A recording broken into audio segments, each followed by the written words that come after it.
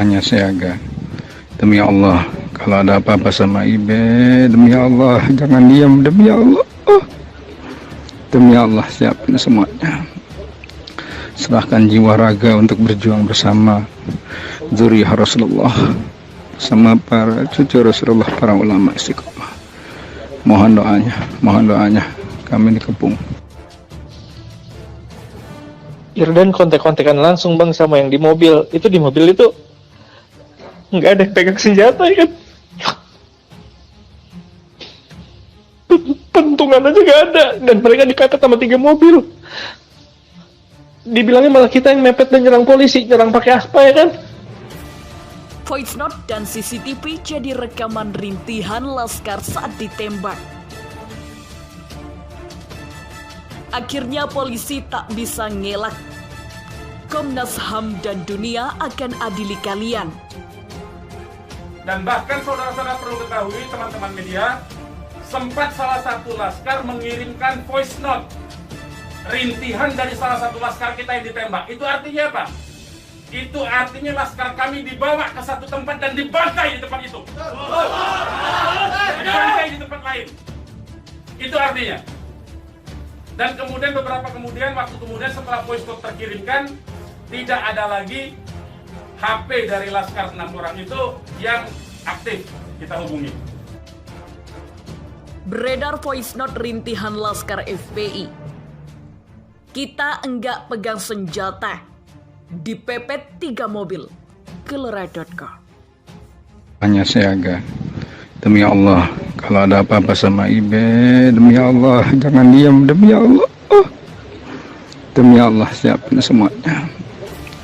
Serahkan jiwa raga untuk berjuang bersama zuriyah Rasulullah, sama para cucu Rasulullah, para ulama istiqomah. Mohon doanya, kami dikepung. Irdan kontek-kontekan langsung bang sama yang di mobil. Itu di mobil itu nggak ada yang pegang senjata ya kan? Pentungan aja nggak ada, dan mereka dipepet sama 3 mobil. Dibilangnya malah kita yang mepet dan nyerang polisi, nyerang pakai aspa ya kan? Karena kita mendengar ada voice note yang tertembak kan, rintihan dari salah satu korban yang ditembak, masih sempat didengarkan oleh laskar yang tetap mengawal, ya. Dan kita belum mengetahui itu sampai hari ini, bahkan sampai detik ini kita belum mendapatkan akses terhadap jenazah. Saya kira di sini bisa diselidiki, bisa terjadi abuse of power, kesewenang-wenangan melebihi dari apa yang dilakukan. Karena senjata itu ada aturannya, bagaimana menembak dan seterusnya. Jadi itu perlu jadi catatan juga. Jadi upaya hukum apa? Upaya hukumnya adalah dalam hal ini disebut secara hak asasi manusia, instrumen hak asasi manusia, ini disebut dengan extrajudicial killing. Ini pelanggaran berat hak asasi manusia. Mereka yang melakukan proses pembunuhan extrajudicial killing ini, pembunuhan di luar proses hukum ini mestinya diadili oleh pengadilan HAM. Ya, mestinya instrumen yang bergerak adalah Komnas HAM ini. Ya, Komnas HAM. Ya, kita minta Komnas HAM secara terbuka untuk melakukan penyelidikan karena ini jelas-jelas by intention ini, ya. Dan yang dilakukan terhadap Habib Rizik ini terencana.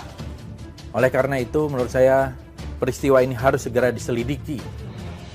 Kalau perlu oleh sebuah tim yang independen, tim gabungan pencari fakta yang independen, sehingga betul-betul terungkap siapa yang melakukan kesalahan. Nyawa kelihatannya begitu murah dengan tembakan peluru dari aparat kepolisian.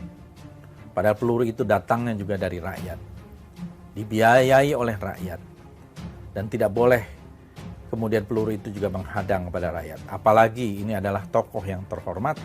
Satu laskar inilah kemudian yang voice note-nya sampai ke tim yang lain, ke mobil yang satunya. Mobil yang satunya segera katakanlah menyelamatkan diri begitu. Karena ini ada tembakan, itu bukti ya, yaitu akan berupaya melaporkan ini ke Komnas HAM. Karena ini kita sebut pelanggaran HAM berat ya. Ini pelanggaran HAM saya katakan. Ini pelanggaran HAM sekali lagi, ya. Tidak boleh lepas dari jerat hukum ini. Tidak boleh karena kekuasaan lepas dari jerat hukum. Tidak boleh. supaya kasus ini dibentuk tim independen, saya setuju. Dan tim independen itu tentu saja menurut saya harus dipimpin oleh Komnas HAM, karena kewenangan itu ada di Komnas HAM ya.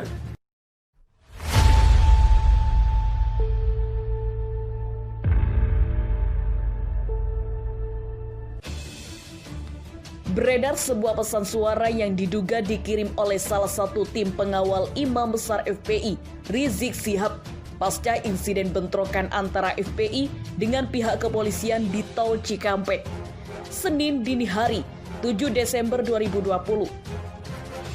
Anggota Laskar FPI itu menjelaskan bahwa pihaknya secara tiba-tiba dipepet oleh 3 mobil. Kemudian terjadi insiden bentrokan antara keduanya. Kontek-kontekan langsung bang sama yang di mobil. Itu di mobil enggak ada yang pegang senjata. Pentungan aja enggak ada. Dan mereka dipepet sama 3 mobil. Dibilangnya malah kita yang pepet dan nyerang polisi. Nyerang pakai apa? Ujar suara dalam rekaman tersebut yang terdengar merintih. Menanggapi itu, Sekretaris Umum FPI Munarman menjelaskan bahwa beberapa saat usai insiden tersebut, dirinya menerima voice note, rekaman suara, rintihan dari salah satu laskar FPI. Sempat salah satu laskar mengirim voice note, rintihan dari salah satu laskar kami yang ditembak. Itu artinya apa? Itu artinya laskar kami dibawa ke satu tempat dan dibantai di tempat itu.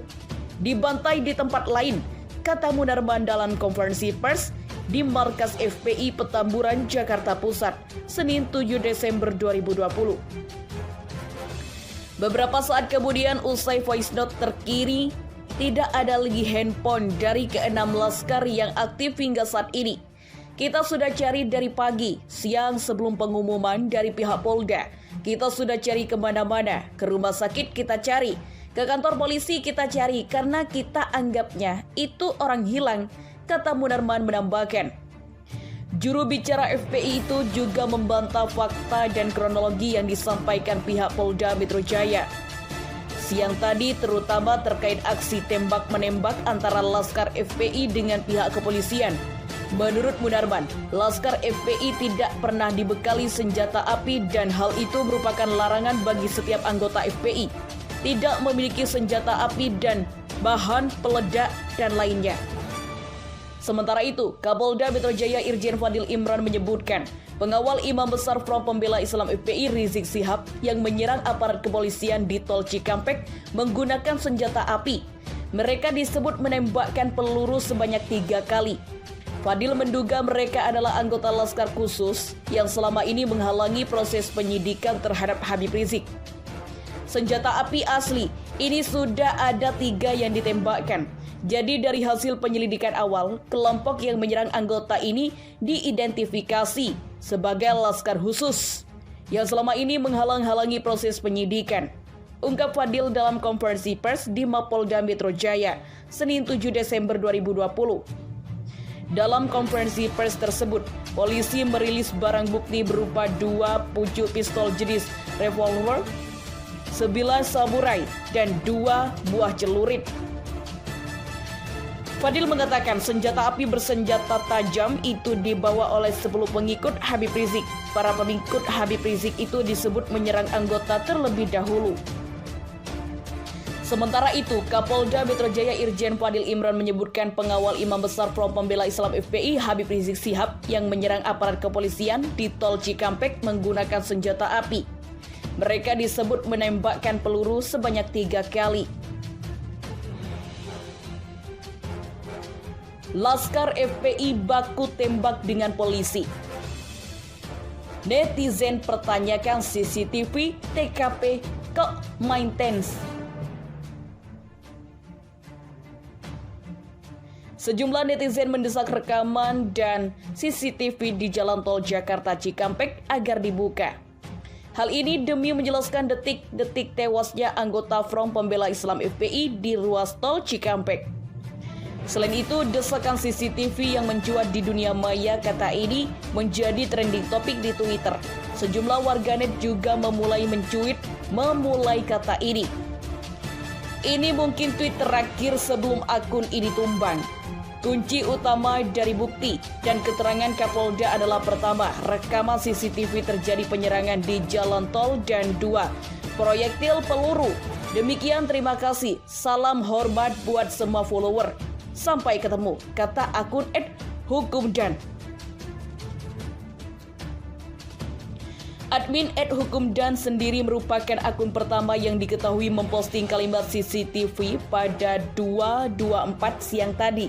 Seketika cuitan akun ini di-repost sejumlah orang. Kata CCTV lantas menjadi trending saat berita ditulis. Yakin ya, saya yakin CCTV waktu itu mati atau mendadak rusak. Kalau betul dugaan saya, ya kita tahu siapa yang sedang drama, sindir Lukians dalam postingannya. Mana mungkin juga menyerang duluan jam 1 dini hari lagi. Aduh, CCTV harus dibuka demi keadilan, cuit @abdi_gusti. Selain itu, netizen juga menyindir soal peristiwa yang dinilai prematur. Selain tidak ada alat bukti, polisi hingga kini belum memunculkan saksi. Saksi mata belum. Jajaran darah belum. 6 mayat bergelimpangan belum. CCTV jalan tol belum. Rumah sakit Bayangkara masih sepi. Tweet @lamlil76702366. Selain itu, akun @budiwidakdo mengunggah tayangan layar yang menunjukkan CCTV tempat kejadian sedang maintenance. Kebetulan atau sengaja, ungkapnya. Komisi 3 DPR fraksi Gerindra dorong Komnas HAM investigasi penembakan FPI.